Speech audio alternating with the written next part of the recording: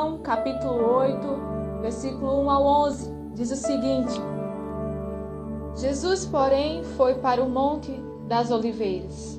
Ao amanhecer, ele apareceu novamente no templo, onde todo o povo se reuniu ao seu redor, e ele se assentou para ensiná-lo. Os mestres da lei e os fariseus trouxeram-lhe uma mulher surpreendida em adultério. Fizeram-na ficar em pé diante de todos e disseram a Jesus: Mestre, esta mulher foi surpreendida em ato de adultério. Versículo 5. Na lei, Moisés nos ordena apedrejar tais mulheres. E o Senhor, que diz? Eles estavam usando essa pergunta como uma armadilha, a fim de terem uma base para acusá-lo. Mas Jesus inclinou-se e começou a escrever no chão com o dedo. Verso 7.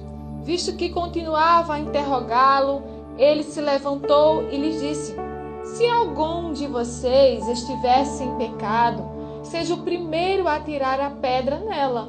Inclinou-se novamente e continuou escrevendo no chão. Os que ouviram foram saindo, um de cada vez, começando pelos mais velhos.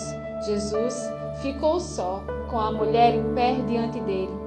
Então Jesus pôs-se em pé e perguntou-lhe: Mulher, onde estão eles? Ninguém a condenou? Ninguém, Senhor, disse ela. Declarou Jesus: Eu também não a condeno. Agora vá e abandone a sua vida de pecado. Uma palavra de oração nesse momento. Senhor, ministra, Senhor, a tua palavra, Senhor, nos nossos corações, aos ouvintes, ó Pai, nesta tarde. Sabendo, Senhor, que é o Senhor que fala aos corações. Então vem falar, Senhor, a cada ouvinte nesta tarde. E é em nome de Jesus de Nazaré que te pedimos. Amém. Amados ouvintes do programa Palavra Verdadeira. Este é um texto que narra o encontro de Jesus com a mulher adúltera. Esse encontro não só se fala nessa mulher adúltera, mas em todos que ali estavam presentes, como os mestres da lei e os fariseus. Esse encontro nos apresenta o Mestre Jesus. Jesus é o personagem principal, pois a sua atitude foi inesperada com a todos ali presentes. E este é um texto narrado pelo apóstolo João, que só encontramos neste Evangelho de João. No texto anterior, amados, podemos perceber que eram dias da festa dos tabernáculos e, como de costume, Jesus sempre estava indo ao templo ensinar as multidões. E os judeus ficavam admirados com o ensino de Jesus. Até que Jesus disse, no verso 16 do capítulo 7, que o ensino dele não era dele, mas daquele que enviou, o próprio Deus. Após essa afirmação, nós vemos que surgem várias perguntas dentre o povo. E uma delas é: será que as autoridades chegaram à conclusão de que ele realmente o Cristo? Que ele é realmente o Cristo? E eles disseram que quando o Cristo vier, ninguém saberá de onde ele veio. Então, Jesus disse que se eles sabiam de onde ele era, e dizendo ainda que ele não estava ali por ele mesmo, mas sim, está ali por aquele que o enviou, e ele é verdadeiro. Diante disso, eles tentaram prender a Jesus, mas eles não prenderam e continuaram com as indagações sobre Jesus, até afirmar que da Galileia não surge profeta. E continuaram as indagações e dizendo que diante disso, dessas afirmações, que na Galileia não haveria profeta, e todos foram para casa conformados. Jesus, porém, ele foi para o Monte das Oliveiras, e no dia seguinte ele vai mais uma vez ao templo ensinar ao povo. E mais uma vez os fariseus, como de costume, e os mestres da lei, sempre querendo achar motivos contra Jesus. E eles o desafiaram a Jesus mais uma vez, pondo à prova se Jesus desobedecia a lei de Moisés ou não, trazendo assim uma mulher pega em adultério. Esse encontro não podia ser diferente dos outros encontros, não, já falados aqui no programa. Porque os encontros de Jesus sempre são surpreendentes e únicos. Pois o seu amor é imensurável, sua compaixão é inexplicável, suas palavras são cheias de perdão e de transformação. Diante disso, nós podemos afirmar neste texto que Jesus é o poder transformador da vida de um pecador. Jesus é o poder transformador da vida de um pecador. Mas por que Jesus é o poder transformador da vida de um pecador? E por meio deste texto nós afirmamos porque em Cristo nós temos o perdão. Amados ouvintes, o texto nos revela que Jesus de Nazaré estava simplesmente ensinando ao povo no templo. E o texto continua a nos falar que os mestres da lei e os fariseus levaram uma mulher surpreendida em adultério e fizeram-na ficar em pé diante de todos. O texto não nos apresenta o nome dessa mulher, mas que ali a levaram. Os que ali a levaram queriam expô-la diante de todos ali presentes. Mas não somente isso, a intenção dos mestres da lei e dos fariseus não era simplesmente mostrar a todos que uma mulher tinha desobedecido à lei de Moisés, o 7º mandamento em Êxodo capítulo 20, verso 14.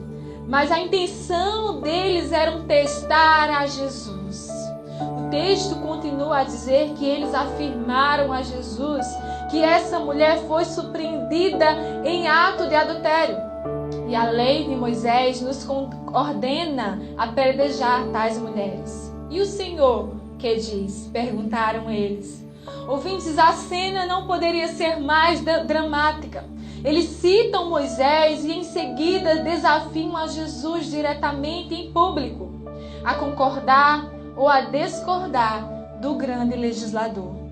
E a multidão ali ouvindo atentamente, além dos soldados romanos, observando toda aquela situação. Os fariseus provavelmente pensavam que Jesus ele tinha duas opções a dizer. Primeiro, ele poderia dizer sim, vamos apedrejá-la. Tal decisão a causaria uma comoção suficiente para que Jesus fosse preso. Porque o Evangelho de João, capítulo 18, verso 31, diz que os romanos tinham negado aos judeus o direito de condenar alguém à morte. Outra opção que Jesus poderia fazer seria negar a realizar tal ato, afirmando que a lei de Moisés exige. Mas o mundo político em que se vive não é permitido. Amados, se Jesus tivesse dito isso, provavelmente os adversários de Jesus teriam o acusado de covardia, dizendo que ele estava descumprindo a lei de Moisés. Os fariseus queriam a aplicação da lei, rigorosa lei, da lei de Moisés. E o verso 6, João escreve a real intenção dos mestres da lei e dos fariseus. Era uma armadilha para terem uma base para acusar Jesus.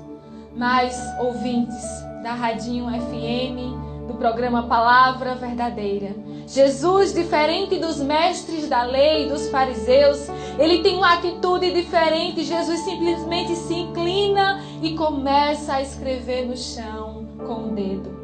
Jesus em silêncio, e ainda os mestres da lei e os fariseus sempre interrogando mais e mais. Não sabemos o que Jesus estava escrevendo, mas sabemos que Jesus conhecia muito bem a lei de Moisés. Conhecia também os ditos da época, os ditos romanos.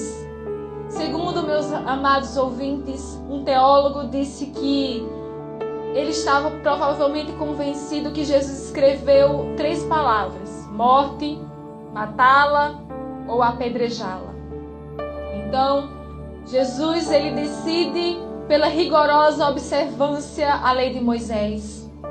Então ele diz: se alguém de vocês estivesse em pecado, seja o primeiro a tirar a pedra nela. Jesus, nessas palavras, colocou a responsabilidade de cada um da multidão pela participação no ato. dando a oportunidade de cada um ser responsável pelo ato de apedrejamento, tirando assim o foco da mulher pecadora, de uma só pecadora, e revelando o pecado de todos da multidão. Tanto a mulher pega em adultério, como também todos da multidão carecem do perdão de Deus.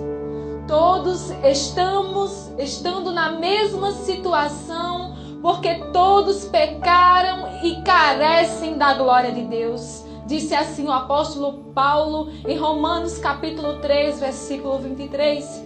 E o escritor ao Eclesiastes disse em Eclesiastes capítulo 7, verso 20, diz que todavia não há um só justo na terra, ninguém que pratique o bem nunca peque.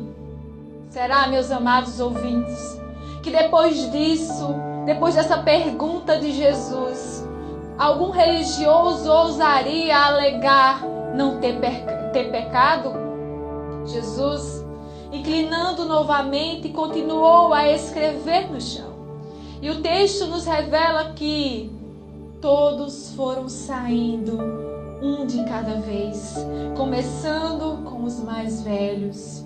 Amados, o que nós temos aqui é um retrato de que não existe um justo sequer. O único justo é Jesus de Nazaré. Jesus, ele não queria humilhar os que ali estavam presentes, mas Jesus queria salvar aquela mulher e dos seus acusadores.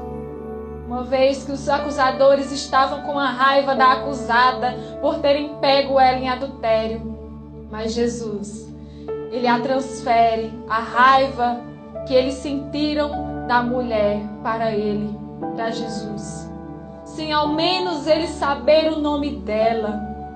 E o texto continua a dizer que naquele lugar Jesus ficou só com a mulher, ela em pé diante dele, e ele se pôs em pé e perguntou a ela: mulher, onde estão eles? Ninguém a condenou. Ninguém, Senhor, disse ela.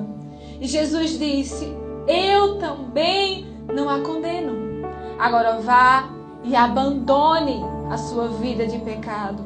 Jesus está falando à mulher e aos homens que estavam provavelmente ali presentes naquele momento, que ambos estavam errados. Ambos pecaram e ambos precisavam mudar de vida. Ouvintes, Jesus não condena a mulher, nem deixa passar despercebido o seu estilo de vida. Ele responde à mulher andando no fio da navalha entre duas ações. Primeiro, ele diz: nem eu te condeno. Segundo, ele diz: vá e não peques mais. Olhando esta cena, podemos, nesta tarde, lhe dizer que Jesus de Nazaré quer lhe conceder o perdão. A você que está em casa, sentado no sofá, deitado, almoçando, ou na rua, no comércio, Jesus oferece o perdão pelos seus pecados. Jesus é aquele que transforma a vida de um pecador. Ele transforma as situações mais difíceis para nós. Eu não sei o que você tem vivido ultimamente. Quais têm sido as suas desculpas para não ter um compromisso com Deus, para não ter um encontro com Ele, para buscar a sua presença? Eu não sei quem tem lhe acusado os seus pecados, se a sua mente, ou até tem alguém acusando você de algum pecado. Você que vive uma vida longe da presença de Deus, saiba que Jesus Cristo lhe oferece perdão, lhe oferece transformação da sua vida de pecado para lhe dar uma vida abundante com Ele. Jesus, Ele te convida nesta tarde a ter um encontro com Ele e lhe perdoar de todos os seus pecados.